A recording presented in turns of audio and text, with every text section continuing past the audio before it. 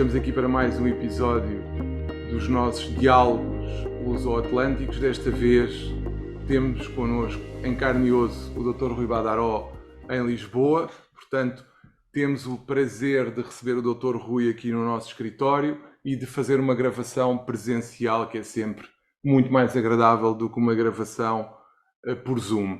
Hoje temos muitos temas para tratar. O Brasil foi surpreendido ou não por uma gravação de uma reunião do anterior presidente Bolsonaro e parece que haverá aqui algum paralelismo com o que já se terá passado anteriormente com o atual presidente Lula, ou não, Rui? Olá, João. Grata satisfação revê-lo pessoalmente em Lisboa e direto ao ponto, ou direto ao assunto, como diz o outro. Nós temos uma situação muito clara em que a Polícia Federal deflagrou recentemente uma operação chamada Tempus Veritatis. Mas como é que começou a operação? Porque aqui em Portugal praticamente não se fala, ou fala-se incidentalmente. Mas nem no Brasil falou-se sobre essa operação. Simplesmente depois dos atos golpistas, assim pode-se assim dizer, de 8 de janeiro de 2023, nós tivemos uma série de esforços da autoridade judicial, bem como da autoridade policial, no sentido de investigar a origem, João, de tudo que ocorreu. E, nesse sentido, foi deflagrada agora, praticamente uma semana, 4 dias atrás, uma operação chamada Tempus Veritatis. Mas diz-me uma coisa, o início disto tudo foi logo a seguir aos incidentes do Congresso? Sim, por óbvio. Por suposto. E o que aconteceu agora, o que é que foi diferente?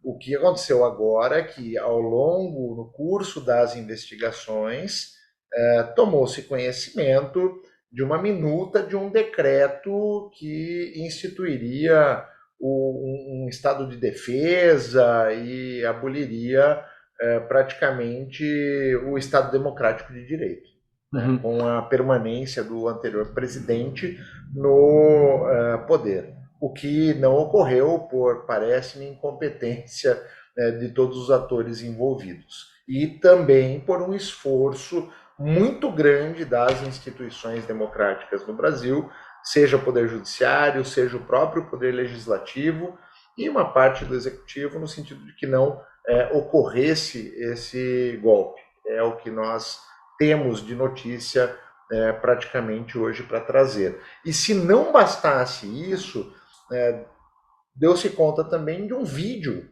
João, com mais de 1 hora de duração, em que em diversos momentos as conversas beiram sim uma estruturação aí de um golpe. Há inclusivamente uma parte em que o presidente Bolsonaro manda calar um general porque já estava a falar demais e que isso falava depois no gabinete. Exatamente. E que, no fundo, esse vídeo é apanhado num telemóvel de alguém ligado ao presidente, próximo do presidente. É isso, não é? Exatamente. Isso ocorre quando o ajudante do ex-presidente da República, Jair Bolsonaro, o tal do Mauro Cid, preso, fez a delação premiada. E, em sede de delação, ele descreveu aí essa situação e entregou esse vídeo, que parece, também tenho lido a respeito, ainda não tenho certeza, esse vídeo não está completo, ele não foi gravado 100% da reunião, apenas um pedaço. Mas só para nós percebermos, porque é um dos temas até da nossa campanha atual, que é a questão da criminalização da corrupção, da perseguição do enriquecimento ilícito, e que há inclusivamente partidos que defendem a criminalização do enriquecimento sem justificação de origem, e que nós também não temos a tal delação premiada. O que eu te pergunto é, essa delação premiada ocorreu em que termos? Para nós percebermos aqui em Portugal. Porque, no fundo, nós estamos a passar por situações muito similares. Sim, tenho acompanhado. João, o que ocorre é o seguinte, esse ajudante do ex-presidente Jair Bolsonaro, uma vez preso, desde os atos lá de 8 de janeiro do ano passado, de 2023, uma vez que ele estava lá encarcerado, ele passou por uma série de, abre aspas, provações, sem análise jurídica aqui. E até chegar num ponto que ele fez um acordo com a autoridade judicial e se comprometeu a apresentar provas de situações que responsabilizariam N pessoas, todas as pessoas possivelmente envolvidas nos atos de 8 de janeiro. Daí se falar que o telemóvel dele é um maná. Praticamente. É um maná. Tem muita coisa que pode envolver muita gente. Quando é que ele fez o acordo de delação premiada no Brasil? Com as autoridades? Aí, João, nós temos uma situação bastante específica. Né? Específica porque eu não consigo te precisar a data. Sim, mas tá? Mais ou menos.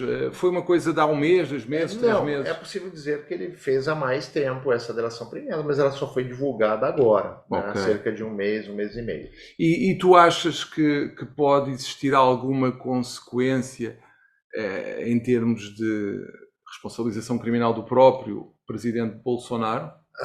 Ou achas que, em teoria, naturalmente, em concreto nós não podemos falar, mas achas que em teoria este processo é suficiente para o tornar, por exemplo, inelegível no futuro?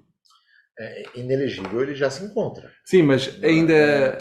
Piorar a situação dele na esfera criminal é possível, é provável, não sei. Ainda é um momento embrionário. E a mídia, a imprensa, deu conta que, após ouvido pela Polícia Federal, ele colocou na conta do dito general que ele mandou calar a boca. Então, responsabilizou o terceiro e minimizou a sua atuação. Responsabilizou o tal general e disse que ele não tinha nada a ver com o assunto. Exatamente. Exatamente. Eu não gostava que nos dissesses a reunião que estamos a falar, para quem ainda não viu o vídeo. Estamos a falar de uma reunião em que estão várias pessoas, é o chamado núcleo duro do Jair Bolsonaro, sim, que estão a discutir as consequências da tal fraude eleitoral que viria a conduzir à vitória do atual presidente Lula e que estão a ponderar o que é que podem fazer para que essa fraude seja desmascarada e consigam repor a legalidade. É isto. Exatamente. Uma reunião esdrúxula, porque já parte de uma premissa que não foi comprovada em nenhum momento, qual seja a própria fraude eleitoral. Ao contrário, né, uma vez feita todas as investigações necessárias, comprovou-se que o sistema eleitoral brasileiro funciona de forma em ordem e sem qualquer tipo de problema. E partindo dessa premissa, já com bastante preocupação, todos os envolvidos nessa reunião, criam situações ou partem de premissas que praticamente são falsas para tentar justificar um ato ou uma situação que viesse a permitir que o ex-presidente se mantivesse no poder. É curioso porque, de facto, um dos temas que se tem discutido muito em Portugal é a corrupção nestas eleições que estamos a preparar para 10 de março.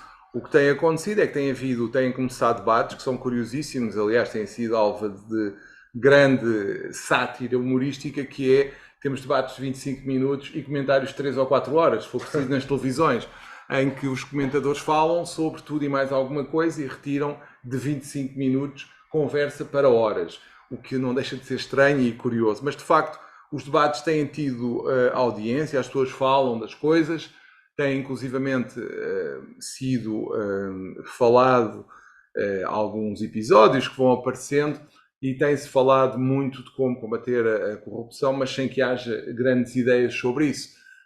O que me preocupa neste caso é que nós temos demagogias e populismos, quer à esquerda, quer à direita, e acabamos por, muitas pessoas com quem eu tenho falado, têm tido alguma dificuldade em expressar o seu sentido de voto, ou dizer que, não dizendo em quem estão a pensar votar, mas dizendo que estão com muita dificuldade em votar. No Brasil, esta questão de ter dificuldades em escolher quem nos vai governar também se verifica da mesma forma, ou achas que não? Porque neste momento nós temos uma situação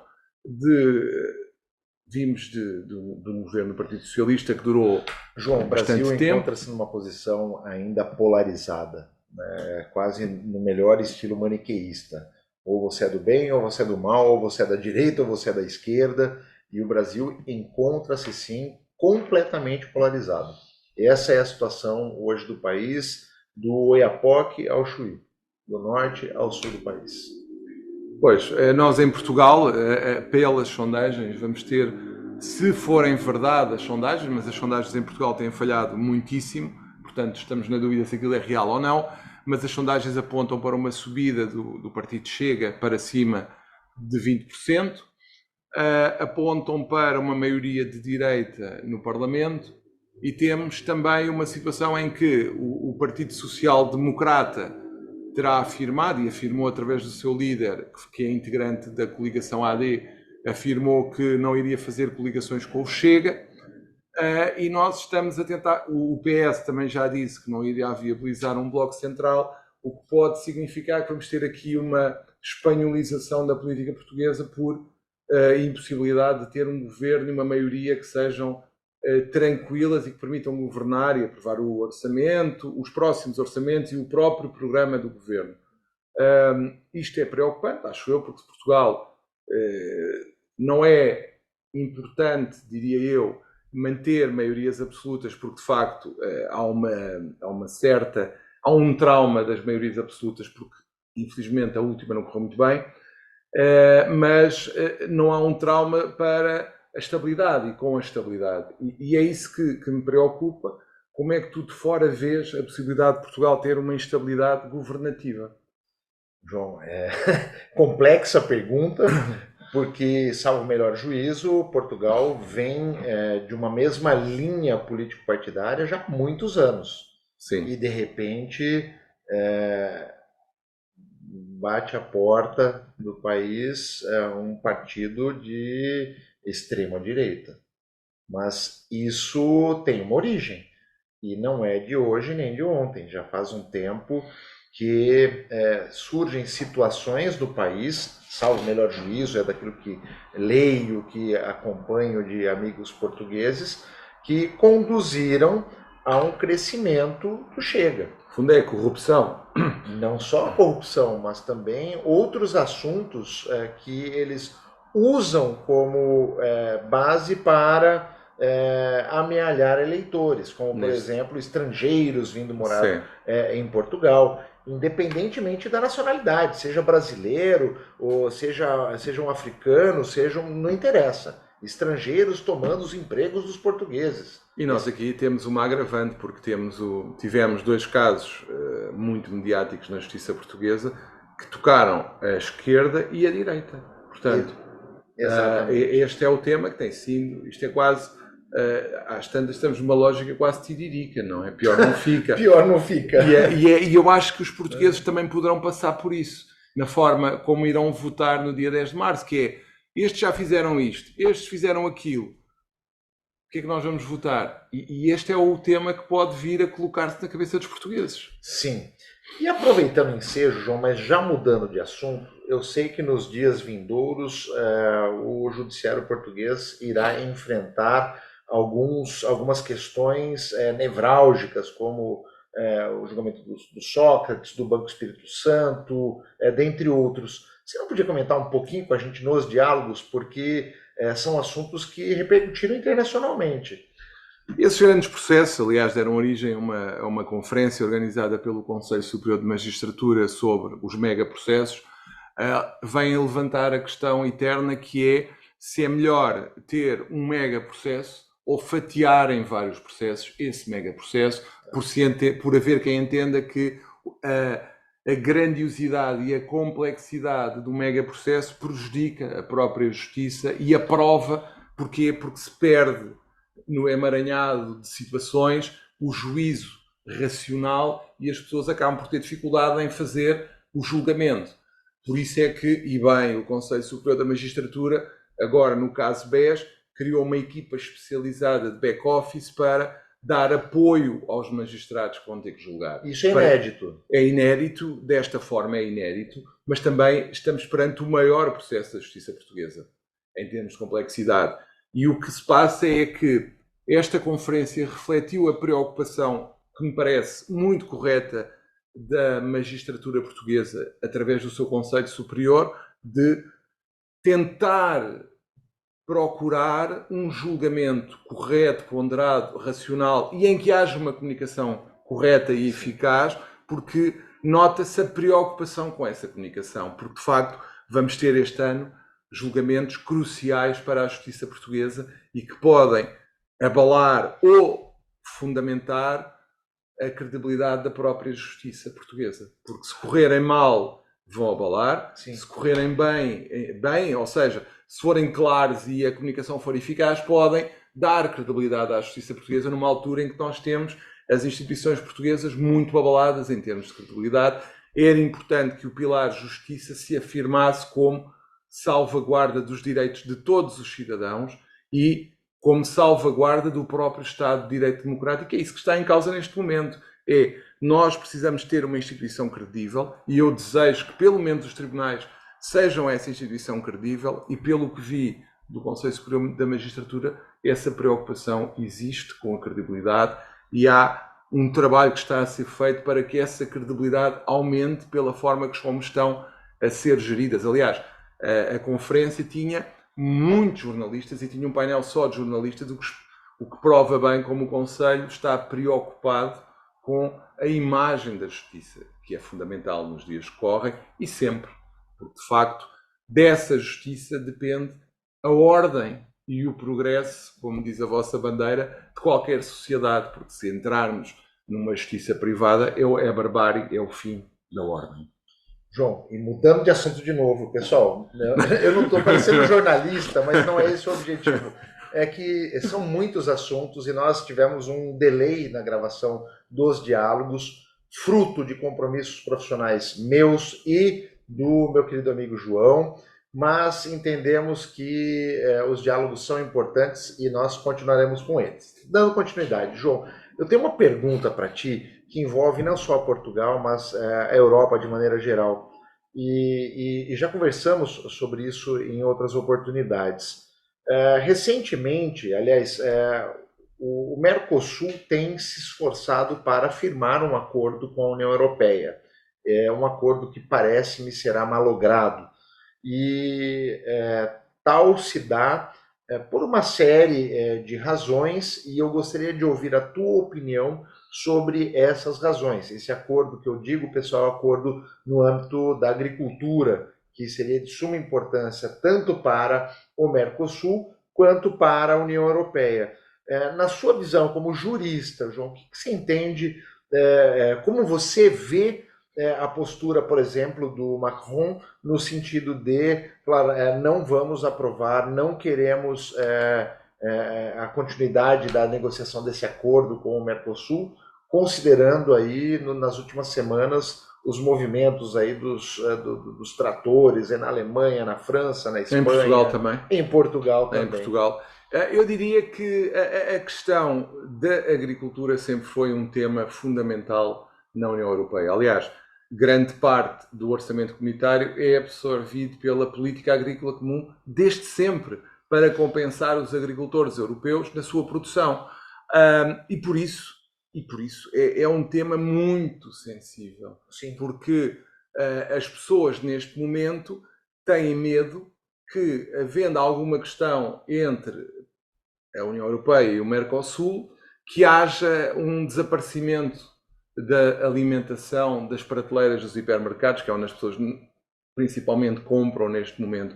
E o que se está a alimentar é um paralelismo com a situação do gás, em que a Europa passou por uma crise energética e está ainda a tentar recuperar dela, criando mecanismos alternativos de energia e de sustentabilidade energética nos países da União Europeia, mas de facto e ainda estamos a sentir, a reação russa relativamente ao gás provocou muitos estragos na relação e no relacionamento da União Europeia com os blocos externos, no sentido de nós temos que ser autossustentáveis para não dependermos de terceiros em matérias tão fundamentais como a energia ou, neste caso, a alimentação. E é esse o tema que o Presidente Macron está a passar com as manifestações e os tratores a marcharem sobre a capital. Sim. Porque, de facto, ele entende que pode haver alguma similitude com o que se passou com o gás e principalmente é uma contestação interna enorme, que o pode prejudicar, a ele e à sua facção, e por isso ele está a tentar acalmar, porque sempre foram os agricultores franceses dos principais motivos para a PAC ser um grande manancial de gasto e de despesa da política europeia, do orçamento europeu. Portanto, nós estamos perante um setor muito sensível. Em Portugal também se fala, e às vezes ouve-se coisas como: pois, nós agora não produzimos nada, não fazemos nada, vamos buscar tudo lá fora. É que nós, neste momento, deixamos de falar na União Europeia para passar a falar fora da União Europeia, e o receio que existe de uma crise política, económica, que aconteça na América Latina, que possa prejudicar a alimentação dos europeus. E acho que é isso que... Salvo o melhor juízo, João, há 20 anos atrás, justamente uma das justificativas que você trouxe, que é a questão da autossustentabilidade, foi a mesma para o ingresso dos países do leste europeu na União Europeia. Letônia, Estônia, Lituânia e etc., que são países eminentemente de economia agrícola, e ao ingressarem eles dariam, entre aspas, o substrato necessário para evitar a continuidade de negociação de um acordo na área da agricultura com o Mercosul, há 20 anos atrás. Exatamente. E 20 anos depois ocorre a mesma coisa, só que agora dando atenção muito maior às economias de França, de Espanha, de Alemanha, por conta também das exigências que fizeram com esses que atuam na agricultura. É que o grande problema da União Europeia, e acho que é evidente, é definir quais os setores em que tem que haver autossustentabilidade. Energia, alimentação, é isto que nós queremos e é isto que tem que ser definido e assumido por todos. Ainda agora, a propósito de alguns comentários do presidente Trump na área da defesa, nós assistimos a vozes dentro da União Europeia a dizer que esta ameaça pode colocar em causa a defesa da União Europeia e que, se calhar, é mais um dos setores em que tem que haver mais investimento para que a União Europeia, até se fala num exército quase europeu, exército da União, para defender a União de ataques externos. Portanto, é mais um tema da autossustentabilidade. Vamos ficar dependentes de pessoas que digam já não quero ajudar a União Europeia ou já não quero relacionar-me com a União Europeia para tentar obter benefícios económicos da União. No fundo é uma chantagem. É uma chantagem. Não tem outro nome. Sim. Ou vamos dizer, ok, temos este e este setores e vamos tornar-nos autossuficientes nele. As energias renováveis, tudo o que tem a ver com eu ser capaz, enquanto União Europeia, de ter a minha sustentabilidade energética. E esse é um dos temas, é a defesa também. A União Europeia tem que ponderar o seu futuro. E o que se sente neste momento é que há, ao contrário da altura-chave em que nós tínhamos líderes muito fortes, independentemente de tudo o que possam dizer deles, tínhamos um Kohl, um Mitterrand, uma Merkel, agora há um vazio na condução europeia porque não há líderes fortes que consigam, em conjunto, levar para a frente a União Europeia. Além de termos, e isso é evidente, dentro da própria União Europeia, países que já não comungam dos mesmos princípios que a União Europeia em matéria de direitos humanos e de direitos fundamentais que deveriam ser a base da nossa causa europeia. É possível afirmar já então que a União Europeia hoje começa a enfrentar um esgotamento, sim ou não ainda? Eu não acho que seja um esgotamento, eu acho que é um momento de definição. É um momento de definição, eu diria que é aquela lógica das crises têm que ser oportunidades, mas para isso tem que aparecer alguém ou várias pessoas que digam eu quero avançar neste caminho. Porque não é possível a União Europeia continuar como bloco, e isso tem sido uma das fragilidades, não conseguir avançar em áreas sensíveis. Pois. E agora nós estamos a ter esta situação em relação, por exemplo, ao Mercosul, porque há contestações tremendas em França. Porque senão, se calhar, nem a questão se levantava. Se calhar até o próprio presidente francês não iria levantar a questão. Exato. E esse é que é o tema. Nós estamos a funcionar, em vez de ser por impulso claro, definido dos líderes, estamos a funcionar por impulso, por reação a manifestações e contestação popular. João, e por derradeiro, para encerrarmos os nossos diálogos nos Atlânticos, que foram para variar, curtos e grossos, rápidos.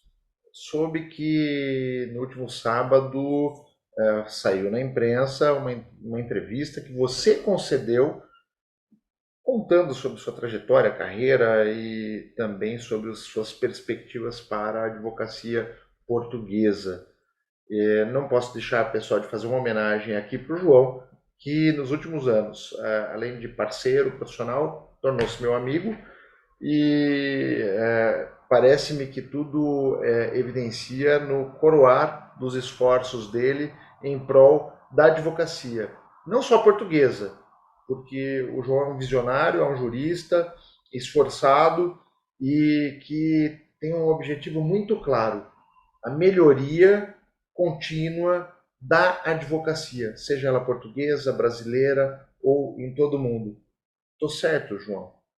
Sim, ultimamente eu diria que o chamado da advocacia, da utilidade para a classe é fundamental na minha vida, porque tem sido algo que eu tenho tentado demonstrar por atos e que tenho, de facto, tentado perceber o que é que será melhor em termos de evolução da advocacia em geral e da advocacia portuguesa em especial, no sentido de criar condições para que, de facto, exista uma rede de solidariedade entre os advogados que seja patrocinada pelo Conselho Regional de Lisboa, e isso tem sido o meu principal objetivo, sim. João, muito obrigado pelo seu depoimento. Olha, eu diria que estamos em Portugal, mas tu deves encerrar, porque para encerrares com o gostinho do lado lá do Atlântico. Meus queridos que acompanham os diálogos luso-atlânticos, eu agradeço ao meu querido João Massano, que me recebeu em seu escritório para que pudéssemos conversar um pouquinho sobre Brasil e Portugal, sobre União Europeia, sobre atualidades, sobre política, sobre direito, e juntos nós continuaremos a trazer para vocês assuntos nevrálgicos que tratam dessas áreas. Um grande abraço a todos e até o próximo Diálogos Luso-Atlânticos, com João Massano e Rui Badaró, hoje, excepcionalmente, de Lisboa. Até à próxima. Um abraço.